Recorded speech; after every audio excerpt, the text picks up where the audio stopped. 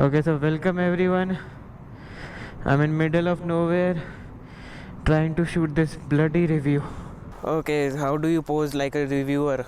I guess like this. So I'm middle of nowhere in Noida because ये खाली road है मेरे आसपास घर के, because यहाँ पे कुछ भी नहीं है इस रोड में दूर दराज तक, दोनों साइडों से काइंड ऑफ बंद है.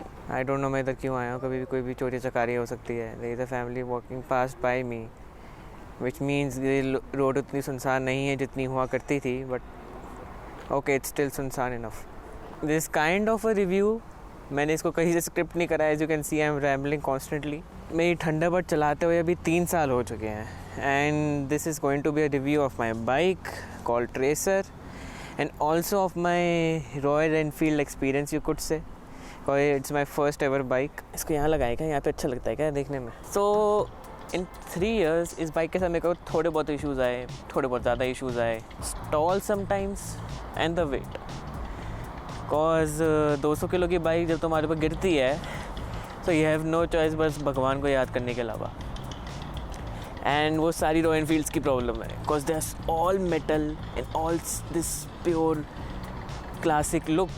This review is going to primarily be an ownership review. आपको स्टैट्स नहीं मिलेंगे इस वाले रिव्यू में, ना ज़्यादा कुछ मिलेगा कि ये हाइट कैसी है, ये कैसा है, वो कैसा है. Normally not that. It's me just rambling about my bike and an RE experience for a first time rider, especially a solo rider. Build quality में मेरे को थोड़े बहुत issues लगे. For example, अगर इसको तुम महीने 2 महीने के लिए भी खड़ा छोड़ दो इस बाइक को, तो तुम्हें इसकी सर्विस करवानी पड़ेगी, ये करवाना पड़ेगा, वो करवाना पड़ेगा. Why? Because I don't know shitty build quality.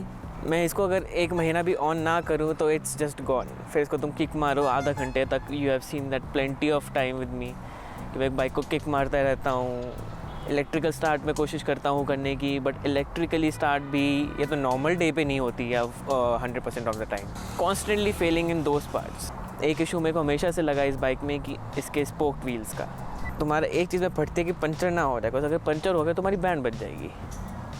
Thankfully in all of my kilometers and all of my rides आज तक thankfully इसका पंचर नहीं हुआ है.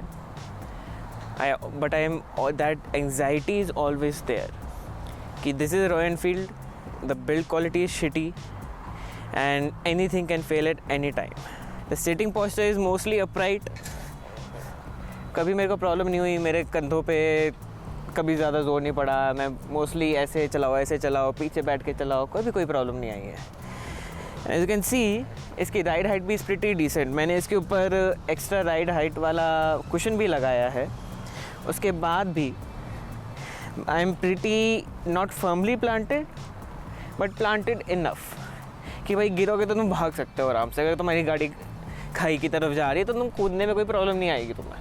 तो वो एक बात अच्छी है भाई, राइड में मेरे को कोई प्रॉब्लम नहीं है. मैं कूद के भाग सकता हूँ इस बाइक से कभी भी, and I will be totally fine. Saddle में मैं कभी किसी को बिठाता नहीं, बिकॉज मैं किसी को भी टॉर्चर करना नहीं चाहता. तो मेरे को ये कभी एक्सपीरियंस हुआ नहीं कि भाई पीछे किसी को बिठा के कैसा लगता है. मैं इस बाइक में एक बार पीछे बैठा हूँ, मैं फिर कभी इस बाइक के पीछे नहीं बैठना चाहता. In short that the seat is there but it's a shitty seat. Never make anyone sit in the pillion. Why would you do that? कभी इसको ट्रिप पे क्यों लेके जाओगे तुम पीछे बैठा के, अगर तुम्हारे पास एक खटारा बाइक है तो क्यों उसके बम की माँ बहन करना चाहते हो. इसकी जो ओरिजिनल सीट्स हैं दे आर सुपर हार्ड और my bum is super thin. I don't know, one of the two, जिसकी वजह से मेरे को हमेशा से प्रॉब्लम रही थी. फिर मैंने राइड ऑन एयर लिया, जो एक काइंड ऑफ एयर वाला कुशन होता है, and that has change the life drastically you could say. दूसरी चीज़ आ जाती है इस बाइक के सस्पेंशन, आगे और पीछे. ऑब्वियसली इट्स अ क्रूज़र तो इसके सस्पेंशन थोड़े स्टिफर साइड पे हैं. कभी भी आपको ऑफ रोडिंग में प्रॉब्लम इसमें हमेशा ही होगी. आप गालियाँ दोगे कि मैं यहाँ पे क्यों आया, मैंने ऐसा क्यों किया अपने साथ. जो मैं जब भी राइड पे जाता हूँ मैं सबसे पहले इसमें यही सोचता हूँ जब भी मैं ऊबड़ खाबड़ जगह से निकलता हूँ. पर भाई मैंने इस बाइक के लिए 2 लाख रुपये दिए हैं अप्रॉक्सीमेटली. तो भाई मैं तो सॉलिड चीज़ मांगता. मेरे को चाहिए कि भाई फौलाद का टैंक दे दो जो कभी ना टूटे. भाई 2 लाख की बाइक है, क्यों मैं इस पे इतना पैसा खर्चा. अब चलिए बाइक की स्टैटिक बात तो हो गई भाई, खड़े हुए तो कैसी है, क्या क्या प्रॉब्लम्स है. बात आती है भाई ड्राइविंग में कैसी है. अब एनफील्ड्स की एक चीज़ के लिए बहुत मशहूर है, टेक्निकली 2 चीज़ों के लिए. एक चीज़ हो गई वाइब्रेशन, AKA डुग डुग. दूसरी चीज़ हो गई इसकी पिकअप, जो आप कह सकते हो एकदम ही फर्स्ट क्लास है ये। This is 350 model and pickup के नाम पे मज़ा आ जाता है। But you can see I M at the highest gear, एकदम खाली रोड पे, एंड ये 100 से आगे नहीं जाएगी। That's it, that is the highest this bike can go on a highway. मेरे लिए कोई प्रॉब्लम नहीं, मैं वैसे भी 90-100 के ऊपर कभी मैं ड्राइव करता नहीं हूँ। एंड मिरर्स का तो आपको मैंने बता ही दिया था कि ये थोड़े टाइम बाद ये शिफ्ट कर जाती है, ऐसे हो जाती है in higher speeds, which is dangerous and I plan to do something about it. Handling and stability तो ये आपको कोई भी रिव्यूअर बता देगा कि हाँ इसकी अच्छी है, क्रूज़र है, बनी हाईवे पे चलाने के लिए, तो उसमें प्रॉब्लम नहीं आती है। 200 किलो की बाइक अगर स्टेबल नहीं होगी तो क्या होगी भाई।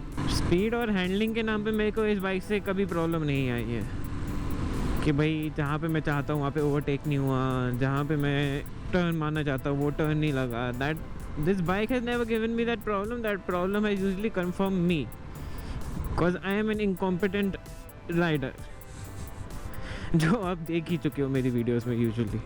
हाँ, मैं एक इसका सबसे डेंजरस एस्पेक्ट कहूँगा इस बाइक का, वो है ब्रेकिंग। बिकॉज वो एक जगह है जहाँ पे मेरे को इस बाइक में एकदम भी कॉन्फिडेंस नहीं है। Yes, this is a older BS4 model, so इसमें ABS नहीं आया था उस टाइम पे, so it doesn't have an ABS, but even after that in times of emergency I am never sure that this bike will stop. I will always have my doubts on that कि भाई रुकेगी नहीं रुकेगी। See stuff like that, अगर कोई गाड़ी सामने से अचानक से यूटर्न मार जाती है। This bike is so heavy कि इसका मोमेंटम इतना ज़्यादा होता है, specially with my saddle and my tank bag and me on it with a full tank on a highway, जहाँ पे आप 80-90 पे कॉन्स्टेंटली चला रहे हो, कि you will feel underconfident कि this will never stop when you want it to stop and where you want it to stop. Like मेरे को वहाँ पे stop करना है, तो I will start braking now. अब मैं यहाँ पे ब्रेकिंग स्टार्ट करूँ ताकि मेरी स्मूथ ब्रेकिंग स्टार्ट हो जाए। I can never brake instantly because if I do I will skid, which is understandable। इसमें ABS नहीं है, बट अगर मैंने ABS वाले मॉडल्स भी चलाए हैं, बट उसमें भी हमेशा से ये प्रॉब्लम आई है। Yes, Enfields over the years have improved their braking capacity and stopping power in the newer models. But अगर आप उनके भी रिव्यूज़ देखेंगे तो वो एक चीज़ हमेशा आपको ये बोलेंगे that this braking doesn't compare even close to any of the other motorcycles in this range or even cheaper motorcycles. They can brake and stop much faster and much easier.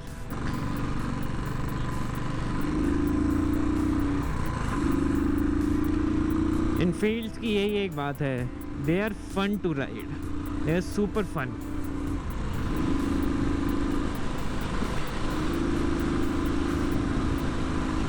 मतलब feel ही अलग होती है Enfield को चलाने की ना,